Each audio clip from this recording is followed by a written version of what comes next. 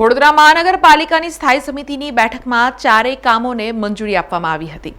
વડોદરા શહેરના વિકાસના કામો માટે મળતી વડોદરા મહાનગરપાલિકાની સ્થાયી સમિતિની બેઠક આજે પાલિકાની વડી કચેરી ખંડેરાવ માર્કેટ ખાતે યોજાઈ હતી। આ બેઠકમાં પાલિકાના વિવિધ વિભાગોના 4 જેટલા કામો મંજૂરી માટે મૂકવામાં આવ્યા હતા।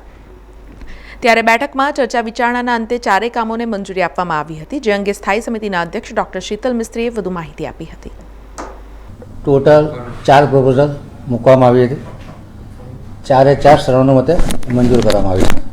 કામની વાત કરીએ તો ચીફ ઓડિટર HM રાવ 13/6/2025 થી લઈને 21/6/2025 સુધી દિન 9ની ભર પગારી સિક લીવ મંજૂર કરવાની દરખાસ્ત હતી, જેને મંજૂર કરવામાં આવી છે।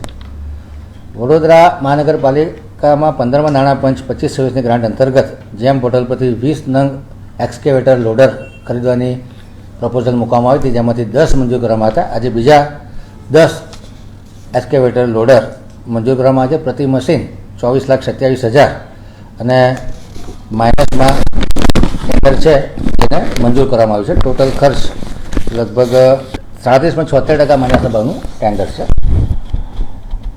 IT શાખા દ્વારા અલગ અલગ શાખાઓ તેમજ વહીવટી વોર્ડ માટે જે 32 જગ્યાએ લીઝ લાઇન લેવાની છે, જેનો ખર્ચો ટોટલ 52,34,220 વત્તા GST જે BSNL તરફથી લેવામાં આવનાર છે।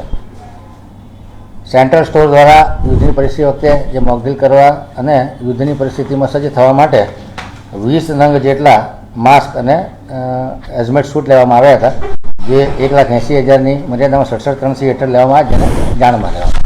સમાચારોના સતત અપડેટ માટે TNN ન્યૂઝને YouTube પર સબસ્ક્રાઇબ કરી બેલ આઇકોન પ્રેસ કરો અને અમારી સાથે જોડાયેલા રહો Facebook, Instagram અને Twitter ઉપર।